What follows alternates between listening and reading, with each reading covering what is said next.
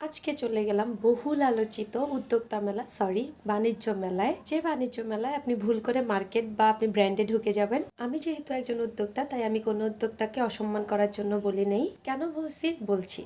তো আমরা দুইজন গেছি, আমি আর আমার আম্মু। দুইটা টিকিট করলাম, সরি একটা পড়ে গেছে, আমি আবার নিয়ে নিলাম। দামি টিকিট 20 টাকা করে। ঢুকেই দেখলাম মানুষের ভিড় আর ভিড়, হাঁটা যাচ্ছে না। এদিকে আমার ফ্রেন্ড এসে হাত তুলে ফেলে, আমি খেয়াল করি না, ওদের সাথে ওখানে দেখা হয়ে যায় আমার। তো ঢোকার পর দেখলাম যে অনেক লাইটিং, অনেক কিছুই আছে। দেখলাম মানুষের জন্য হাঁটা যাচ্ছে না। তো ভাবলাম যে আমি আমার ফ্রেন্ড মিলে খানা টানা সব ফালাইয়া প্রথমে হচ্ছে এই নৌকাটাতে উঠবো। এটা আমার খুবই ভালো লাগে। যদিও ওরা উঠতে চাচ্ছিল না, কারণ ওরা দুজনই ভয় পায়। আমি হচ্ছে জোর জবরদস্তি কইরা 50 টাকা দামের টিকিট করায়া 150 টাকা দিয়ে 3জন উঠে গেলাম। যাক, এরপর আমি অনেক মজা করলাম। ওরা প্রথমে একটু ভয় পেয়ে দেন ঠিক হয়ে গেছে। তো চলে আসলাম অন্যান্য জিনিসপত্রের এখানে। ভাবলাম যে এক সাইড থেকে শুরু করি, কিন্তু প্রথমেই মনে হচ্ছিল জিনিসগুলো কেমন যেন বাইরে পাওয়া যায়, এরকম হকারে টাইপের জিনিসগুলো। আচ্ছা যাই হোক, তাও দেখা শুরু করলাম। এই যে দেখলেন ব্রেসলেট গুলা, ওগুলা 50 টাকা দাম, কোথাও 70 টাকা, কোথাও 80 টাকা। কিছু নিতে ইচ্ছে করলো না, শুধু ঘরের বাচ্চাদের জন্য একটু ক্লিপ টিপ নিলাম। এরপর যত সামনে যাচ্ছিলাম বুঝাই যাচ্ছিল সবার দোকানে একই জিনিস ঘুরে ফিরে। কোথাও হচ্ছে এই যে যেমন এই ব্রেসলেটটা দেখেন, সেম জিনিস দেখায় আনছি। এটা হচ্ছে একটা আপুর দোকানে, সো কল্ড উদ্যোক্তা আপুর দোকানে। সেখানে হচ্ছে 80 টাকা করে সেল করতেছিল।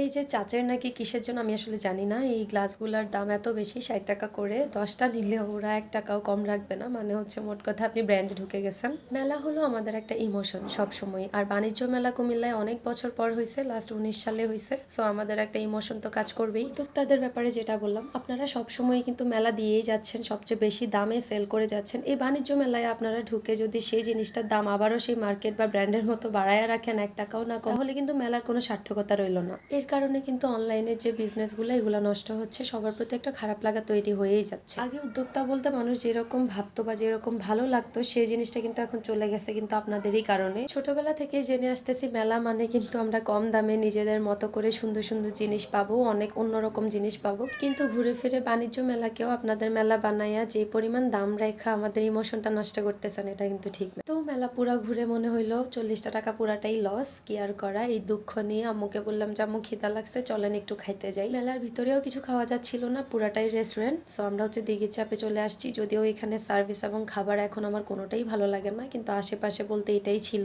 এটা অবশ্য আরেকটা ইমোশন ছিল যেটা ওরা নষ্ট করে ফেলছে। যেমন সার্ভিস তেমন খাবার খুবই বাজে, অনেস্টলি বলতে গেলে। তো আমি আর আম্মু গিয়ে চাপ আর কর্ন ডগ অর্ডার করি। সেটা অর্ডার করেও আমাদের প্রায় 40 নাকি 50 মিনিট ওয়েট করতে হয়েছে। কি আর বলবো, কিছু করার নেই। এই যে আমাদের খাবার চলে আসছে, দেন হচ্ছে আমি আর আম্মু খাই আর কি কোনো রকম। চাপটা একদমই ড্রাই ছিল, মনে হচ্ছে ভিতরে কোনো মাংস কিছুই নেই। তো এই যে আমার কর্ন ডগ চলে আসছে, খেয়ে দিয়ে আমরা হচ্ছে দুঃখ ভরা ক্রান্ত হৃদয় নিয়ে বাসায় ব্যাক করতেছিলাম। সো ধন্যবাদ সবাইকে এতক্ষণ আমার বকবক শোনার জন্য।